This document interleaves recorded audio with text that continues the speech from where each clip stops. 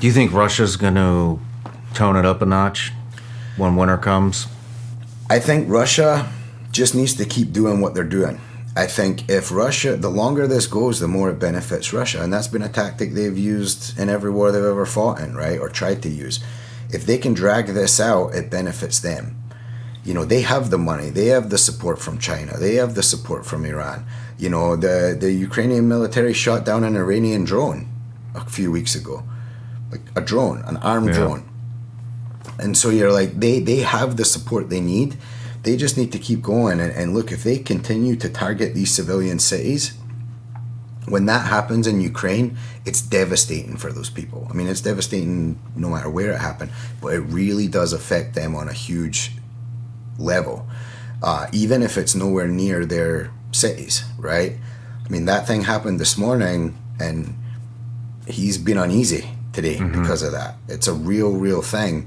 And I mean, if I was Russia and I'm playing the bad guy, look, they're targeting these civilian cities. They have been since the beginning, and nothing gets done about it.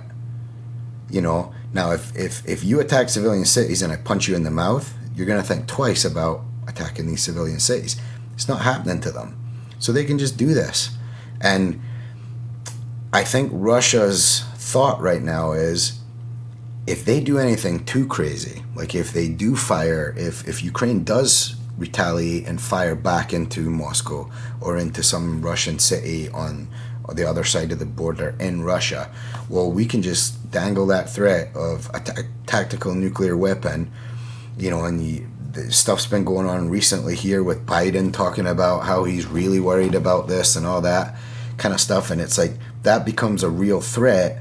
And then the political pressure gets turned on in Ukraine from the rest of the world. Like, you can fight them, but don't do anything too crazy. Like, don't really piss them off.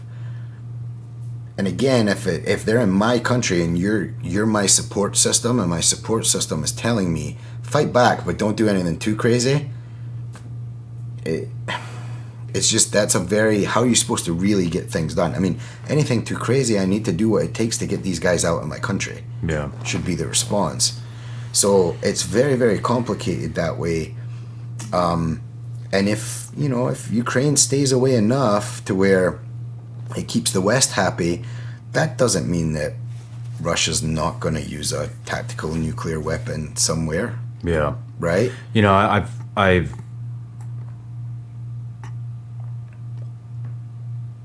if Putin was smart, I think he would be making a move this winter. Those pipelines are gone. He's going to turn the gas off. He said he's going to turn the gas off. That's going to create a major energy crisis all throughout Europe and Ukraine. It would be very smart of him to have a follow-on plan. You know what I'm getting at. Yeah, and I think no one's going to do anything about that. I mean, no one's done anything, including the Ukrainians, against anything Russia's done. I mean, they are lobbing the artillery thing.